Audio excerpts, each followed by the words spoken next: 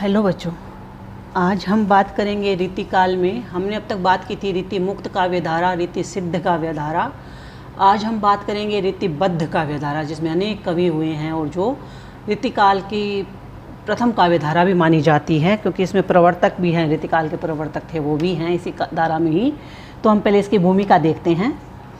आचार्य केशव दास से लेकर 19वीं शताब्दी के अंत तक इस काव्य परंपरा में शताधिक कवि हुए हैं, यानी 100 से भी अधिक कवि हुए हैं, जिनमें चिंतामणि, त्रिपाठी, मतिराम, कुलपति मिश्र, सुखदेव मिश्र, देव, सूरती मिश्र, भिखारी दास, पद्माकर, ग्वाल, प्रताप शाही आदि उल्लेखनीय हैं। इन सबके काव्य ग्रंथों का परिचय देना यहाँ संभव नहीं है। केवल इनके काव्य की सामान्य प्रवृत्तियों पर हम यहाँ पर प्रकाश डालेंगे और हम देखेंगे इन्हीं की प्रवृत्तियाँ हैं वो रीतिबद्ध काव्यधारा की विशेषताएं भी हैं। तो प्रवृत्तियों में चलते हैं। पहली ही है, रीतिबद्ध कवियों के काव्य में निम्नांकित प्रवृत्तियाँ मिलती है, यानी निम्नांकित विशेषताएं मिलती है। नंबर 1, आचार्यत्व या रीति विवेचन। इन्होंने रीति की बात की तो रीति की का विवेचन किया, रीति का वर्णन किया और अपने को आचार्य सिद्ध करने की कोशिश की उसके माध्यम से। तो रीति काव्य में आचार्यत्व की प्रवृत्ति मुख्यतः 2 कारणों से प्रेरित है। एक तो इसके रचयिता अपने आप को केवल कवि ही नहीं अपितु काव्य शास्त्र का ज्ञाता भी मानते हैं। काव्य की रीति सीखी सो कविन सो, वो कहते हैं काव्य की रीति हमने अच्छे कवियों से सीखी है, ये भिखारी दास जी ने कहा है, सिद्ध करना चाहते थे। दूसरे, वे आश्रयदाता नरेशों व धनाढ़ लोगों को काव्य शास्त्र की शिक्षा देना चाहते थे। आचार्य का मतलब यही है, एक तो खुद पहले शास्त्रों का अध्ययन करना, शास्त्रों पर समीक्षा करना या मीमांसा करना, और उसके बाद में लोगों को, बड़े बड़े लोगों को है या राजाओं को है या धनी व्यक्तियों को है या शास्त्र मर्मज्ञ को है, वो उस रीति परंपरा के अनुसार या उन आचार्य उन ग्रंथों के अनुसार, उन आचार्यत्व के अनुसार अपने आप को प्रदर्शित करना। तो अतः उनका दृष्टिकोण प्राचीन संस्कृति के रीति संबंधी ग्रंथों की जानकारी दिखाना मात्र था, मौलिकता का प्रदर्शन अपेक्षित नहीं था। वो अपना कुछ नया दे पाए आचार्यत्व में, ऐसा कुछ नहीं था। खाली परंपरा से चली आ रही थी जो संस्कृत से, उसी का उन्होंने पृष्ठ पेषण किया। यदि किसी ने जन्मजात प्रतिभा के कारण ऐसा करने का कुछ प्रयत्न भी किया तो उसके सामने प्रश्न उपस्थित होना था, बताओ ऐसा संस्कृत में कहाँ लिखा है। अस्तु इन कवियों के विवेचन में मौलिकता बहुत कम है, लगभग नहीं के बराबर है। काव्य शास्त्र क्षेत्र में भी इन्होंने बहुत थोड़े विषयों को अपनाया, जैसा कि पीछे दी हुई सूची में ज्ञात होता है। इन्होंने मुख्यतः रस, नायिका भेद, अलंकारों का विवेचन ही किया। बहुत थोड़े ग्रंथ ऐसे हैं जिनमें काव्य की अन्य समस्याओं, काव्य का वर्गीकरण, काव्य संबंधी विभिन्न मानदंड, शब्द शक्तियाँ आदि का स्पष्टीकरण किया गया है। संस्कृत में नाटक, प्रबंध, कथा आदि काव्य रूपों का सूक्ष्म विश्लेषण हुआ है, किंतु इन विषयों को हिंदी के इन ग्रंथों में उपेक्षा हुई है। जिन विषयों को लिया गया है उनके विवेचन में भी शुद्धता एवं स्पष्टता का प्राय अभाव है। इस असफलता के कई कारण बताए जा सकते हैं, जिनमें प्रमुख ये हैं। एक तो इन कवियों का उद्देश्य, जैसा कि पीछे संकेत भी हमने किया है कि इनका काम ही आचार्य और अपने आप को सुपर प्रदर्शित करना था, तो आचार्यत्व नहीं अपितु आचार्यत्व प्रदर्शन मात्र था। दूसरे, उस समय का काव्य क्षेत्र ही अत्यंत संकुचित हो गया था। साहित्य के विभिन्न रूपों से अनेक विलुप्त हो गए थे, अतः उनकी चर्चा करना अनावश्यक था। यानी काव्य के जो रूप थे, जैसे हमने अभी यहाँ अनेक रूप देखे, जैसे काव्य के मानदंड, शब्द शक्तियाँ और काव्य का वर्गीकरण, ये सब बातें इन्होंने गौण कर दी थी, इनके लिए कोई महत्व नहीं रखती थी। तो इन सभी बातों पर इन्होंने सोचना भी आवश्यक नहीं समझा। तीसरे, उनके लक्ष्य पाठक या श्रोताओं का स्तर भी बहुत उच्च कोटि का नहीं था, जिससे कि वे सूक्ष्म विवेचन में प्रवृत्त होते। और चौथे, उन्होंने गद्य का प्रयोग नहीं किया, फिर भी इन्होंने पूर्वजों की ज्ञान राशि को किसी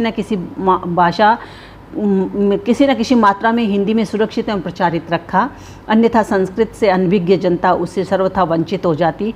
अतः इसका श्रेय इन्हें अवश्य दिया जाएगा। यानी इन्होंने जो संस्कृत से चली आ रही हमारे साहित्य की परंपरा थी, उसको जरूर इन्होंने जीवित रखा। बस एक काम ही इन्होंने किया अपने आचार्यत्व में। अगला बिंदु आता है श्रृंगार वर्णन। जैसा कि आचार्य शुक्ल ने लिखा है, इन रीति ग्रंथों के कर्ता भावुक, सहृदय और निपुण कवि थे। उनका उद्देश्य कविता करना था, न कि काव्यांगों का शास्त्रीय पद्धति पर निरूपण करना। वस्तुतः इन्होंने रीति विवेचन के अंतर्गत भी उन्हीं विषयों को अधिक विस्तार दिया जिनका श्रृंगार रस से संबंध था। इनके द्वारा इस रस का इतना अधिक विस्तार हिंदी साहित्य में हुआ कि इसके एक एक अंग को लेकर स्वतंत्र ग्रंथ रचे गए। यहाँ कुछ अंगों पर प्रकाश डाला जाता है। यानी इन्होंने जो लिखा श्रृंगार में, जैसे नायक नायिका भेद और संयोग वियोग वर्णन प्रेम का, और नायिका के एक छोटे से छोटे तिल से लेकर के बड़े से बड़े उनके अदा पर भी इन्होंने अपने बड़े बड़े ग्रंथ लिख दिए। तो पहला ही आता है श्रृंगार वर्णन में आलम्बन का सौंदर्य। श्रृंगार के अंतर्गत इन्होंने मुख्यतः संयोग पक्ष का एवं नायिका के सौंदर्य का निरूपण किया। आलम्बन की मधुर छवि एवं उसकी सूक्ष्म चेष्टाओं के अंकन के लिए उन्होंने नक्शिक वर्णन की परंपरागत शैली में थोड़ा संशोधन करके नई पद्धति का विकास किया।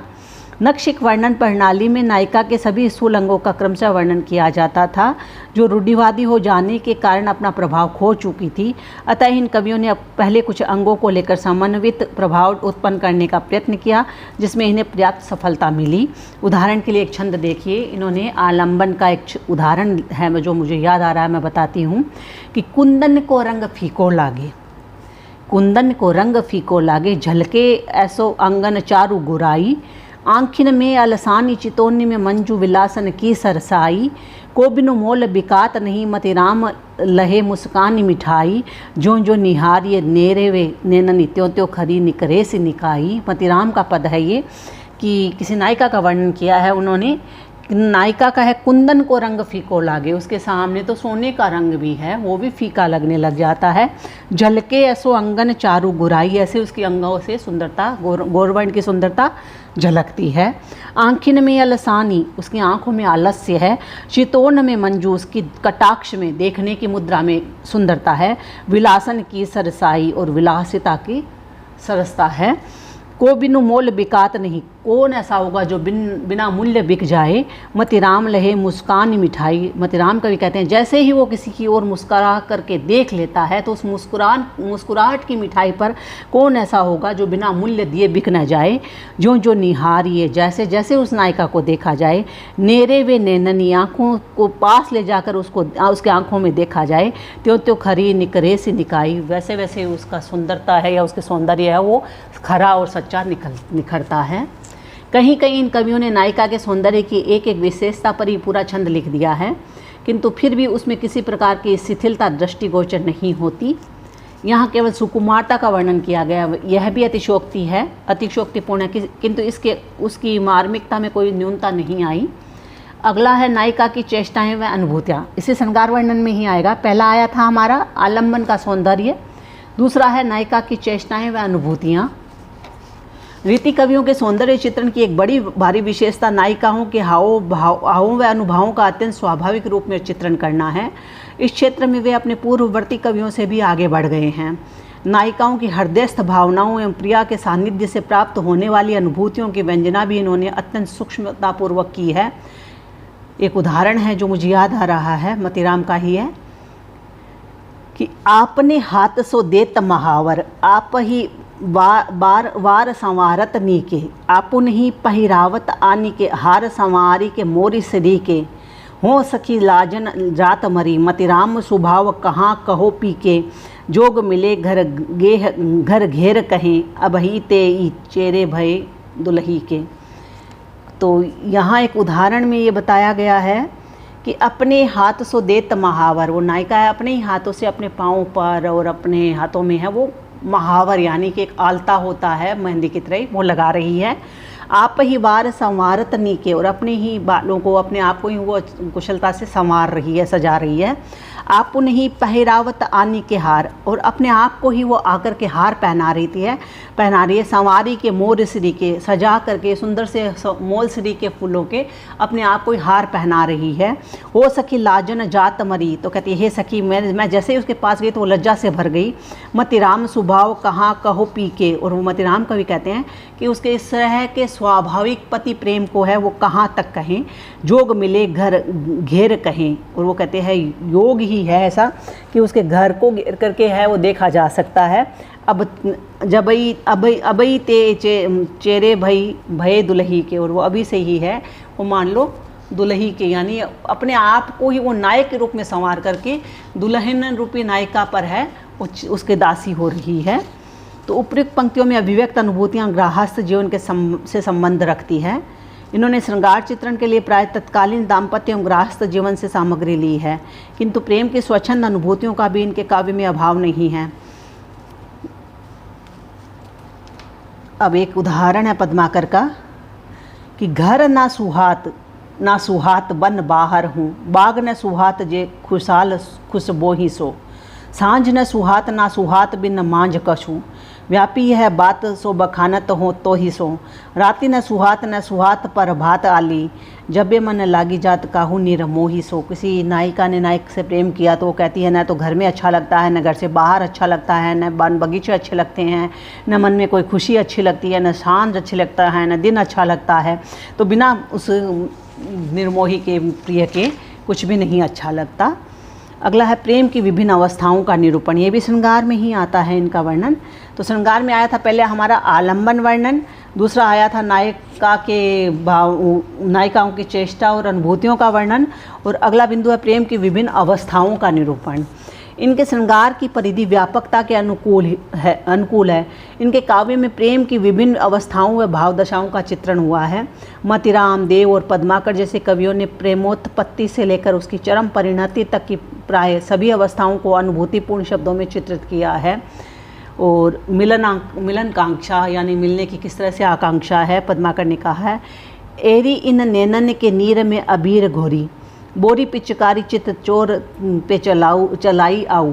कहती है जैसे ही उसका पति नहीं आ रहा है किसी नायिका का और वो मिलने के लिए आतुर है, तो वो कह रही है एरी इन नैनन के नीर, कि हे सखी मेरी इन आँखों का आंसू को ले जाकर अबीर घोरी, और उसमें गुलाल घोलकर, क्योंकि आँखें रोने से हमेशा लाल हो जाती है, तो गुलाल घोली हुई आँखों का जल ले जा करके बोरी पिचकारी में डुबो करके चित्त चोर पे चलाई आऊ, और जाकर के मेरे चित्त को चुराने वाले उस नायक पर चला आओ।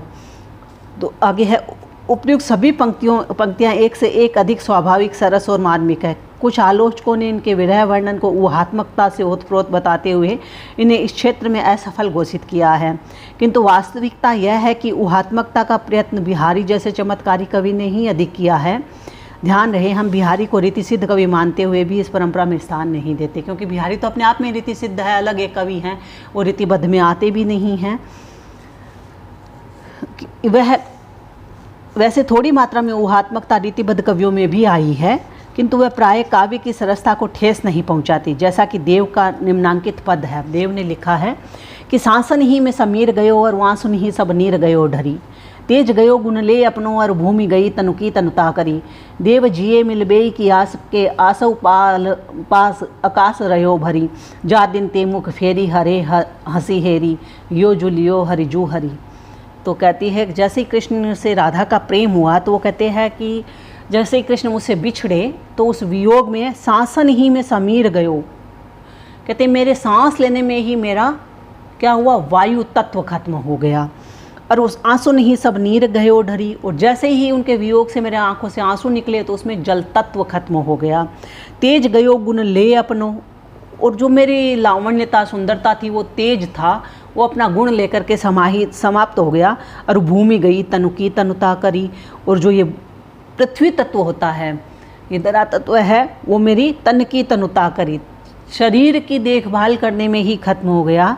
देव जिस जिए मिलबे की आस के, और देव कवि कहते हैं जिससे मिलने की उम्मीद में आसो पास आकाश रयो भरी, तो आशा की उम्मीद में ही आकाश तत्व शून्य होता है ना, आकाश तत्व खत्म हो गया। जा दिन ते मुख फेरी हरे हंसी, जिस दिन से श्री कृष्ण मेरी ओर से मुख घुमा करके हंसे, यानी यहाँ से पदार्पण किया, हेरी यो जू लियो हरि जू हरि, तो मेरा हृदय भी अपने साथ साथ ही ले गए।